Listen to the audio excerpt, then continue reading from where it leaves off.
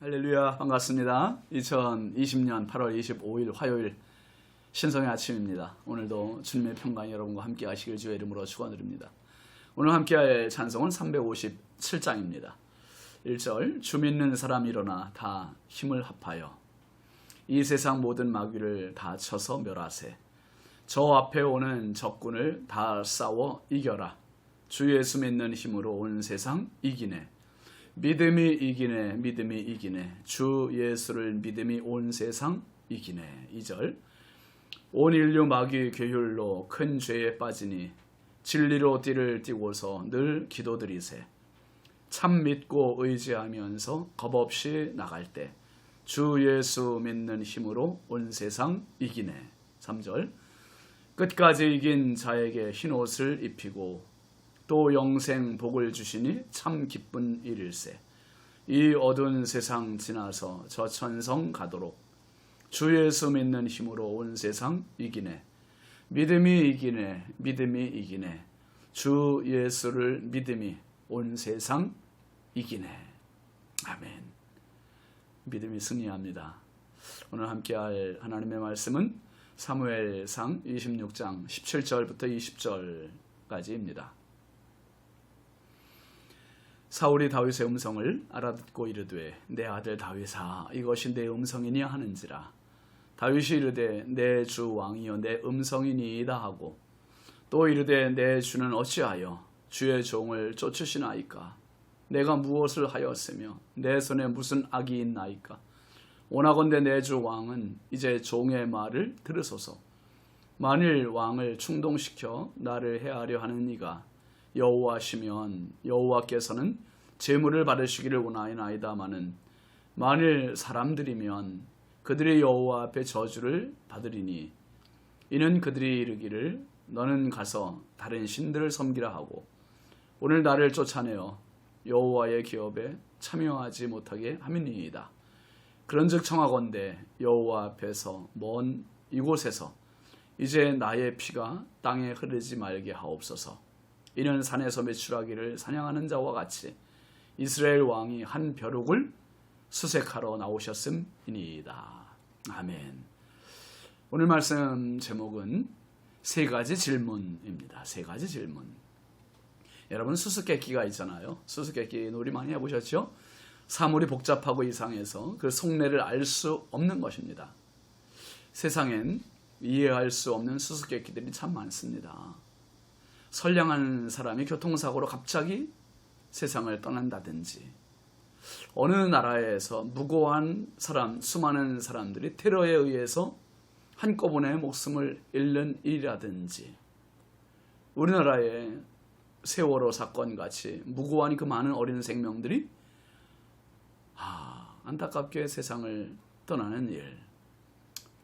선한 사람은 안 되고 악한 사람은 형통하는 일.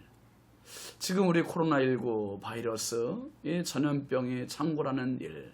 수많은 일들이 우리 작은 머리로는 풀 수 없는 수수께끼들입니다. 제가 아는 어떤 목사님이 계시는데 이 목사님은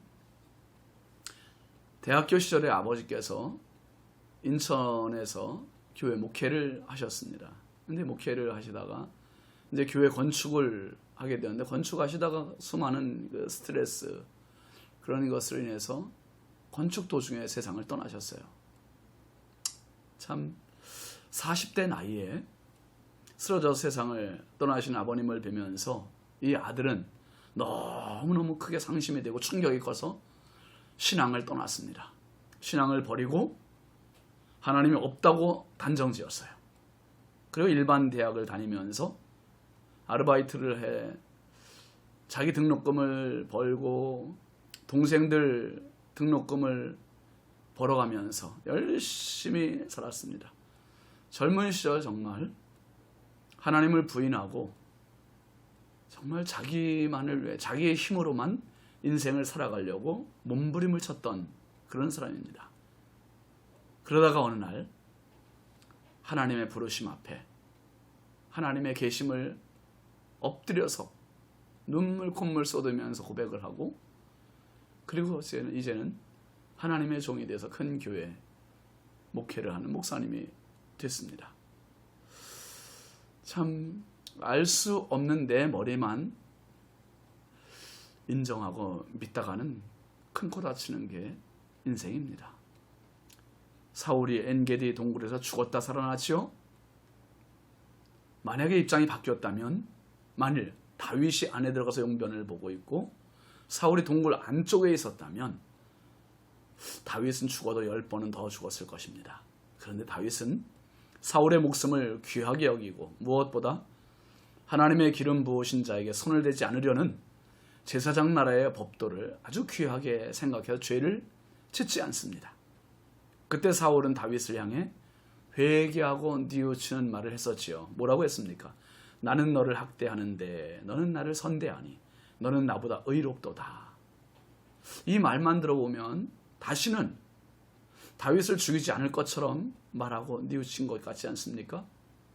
그러나 다시 사울은 사탄의 하수인이 되어서 다윗 죽이기에만 열을 올렸고, 지금 10광야에서 또 다윗을 죽이기 위해 3,000명을 데리고 왔다가 잠시 잠든 사이 다윗에게 창과 물병을 빼앗기고 다윗의 책망을 듣습니다. 우선 다윗은 사울 왕을 보위해야 하지만 왕의 목숨을 방치한 아브넬을 꾸짖습니다.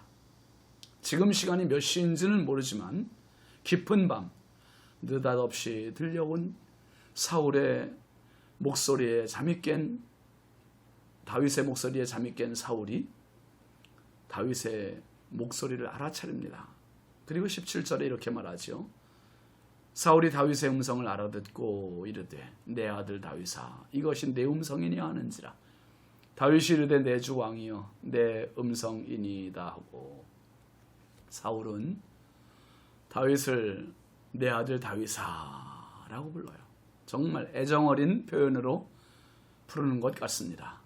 그러나 이 표현이 결코 애정어린 표현이 아닌 독버섯 같은 무서운 표현입니다.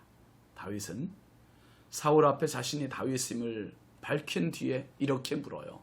18절 보시죠. 또 이르되 내 주는 어찌하여 주의 종을 쫓으시나이까? 내가 무엇을 하였으며 내 손에 무슨 악이 있나이까? 세 가지를 다윗은 알 수 없다고 묻는 것입니다. 하나는 어찌하여 주의 종을 쫓으시나이까? 여러분, 다윗은 언제나 어디서나 주의 종, 이것이 다윗에게는 가장 귀한 직위입니다. 왕의 사위도 아니요, 군대장도 아니요, 오직 주의 종. 이것이 자기에게 가장 소중한 직위예요. 그래서 다윗은 모든 것을 주의 종답게 주의 뜻에 순종하며 살아왔고, 사울을 죽일 절호의 기회가 있었음에도 그 기회를 무산시켜버린 이유는 다음 기회를 노린 것이 아니라 주의 종이기 때문에, 사랑하시는 성도 여러분, 우리에게도 주의 종이라고 하는 이 직위보다 더 귀한 직위는 없습니다. 주의 종이신 당신을 오늘도 주의 이름으로 축복합니다. 특별히 다윗은 사울에게 첫 질문을 이렇게 합니다. 어찌하여 주의 종을 쫓으시나이까? 이렇게 자기를 죽이려는 이유가 도대체 무엇입니까? 그거 한번 좀 들어봅시다, 그 말이에요. 그리고 두 번째 질문은 내가 무엇을 하였으며, 다윗은 언제나 주의 종으로 살아왔기 때문에 하나님과 사람 앞에 악하게 하지 않으려는 분명한 기준을 갖고 산 사람입니다. 항상 선하게 주의 뜻을 이루려는 주의 종으로 산 사람, 그 사람이 다윗이에요. 아무리 생각해 봐도 자기는 잘못한 게 없는데 내가 알지 못하는 무슨 잘못이 있으면 좀 알려달라, 그 말이지요. 그 다음에 세 번째 질문은 내 손에 무슨 악이 있나이까? 다윗은 이때까지 양을 치는 목동에서 골리앗을 무찌른 일로 군사가 되었지만 군인이라고 칼을 함부로 휘두르지 않았습니다. 무엇보다 사울을 죽일 두 번의 절호의 기회가 있었고 피를 흘릴 수 있었지만 그는 피를 흘리지 않았고 그냥 넘겨버렸습니다. 손이 깨끗한 사람입니다. 그러니 다윗 입장에서는 사울이 자기를 죽이려는 이유를 도무지 알 수 없는 거예요. 그래서 말해달라고 지금 묻고 있는 겁니다. 그러면서 사울을 향해 이렇게 꾸짖습니다. 21절 보시죠. 그런즉 청하건대 여호와 앞에서 먼 이곳에서 이제 나의 피가 땅에 흐르지 말게 하옵소서.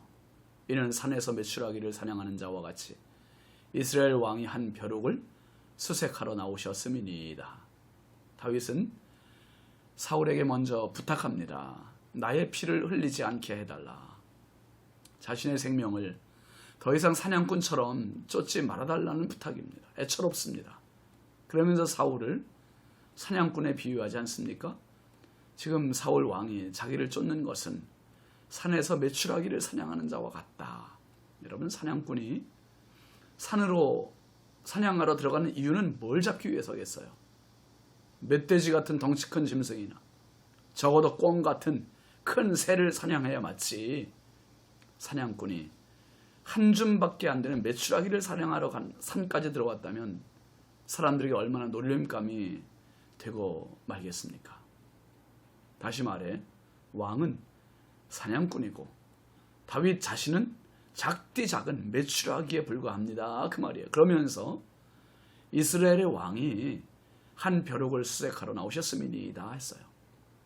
다윗은 자신을 보잘것없는 메추라기로 또 눈에 잘 보이지도 않는 벼룩으로 정말 보잘것없는 벼룩 메추라기로 비유하며 사울 왕을 부끄럽게 하고 있습니다.